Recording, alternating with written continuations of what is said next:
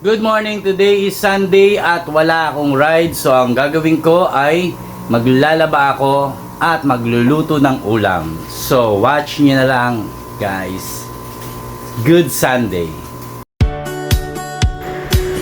At ito nga ay i-check ko ang first batch ng aking nilabahan. At ito ay tapos na. So yun nga, tapos na ang aking nilalaban. Naisampay ko na yung first batch, second batch na yun. At re-ready ko lang yung lulutuin ko. So dahil wala nga akong rides, asikaso ng bahay naman. That's it. Okay na, naka-ready na sila.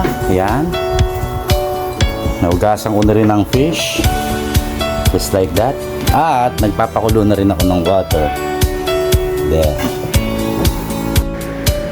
Thanks God at naisampay ko na ang second batch at ayan, ay patutuyuin ko na lang ngayong araw para may magamit kami bukas.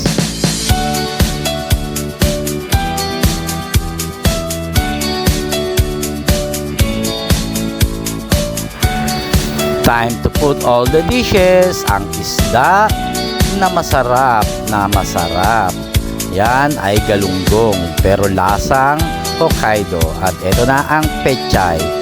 At ang sarap. Bye-bye.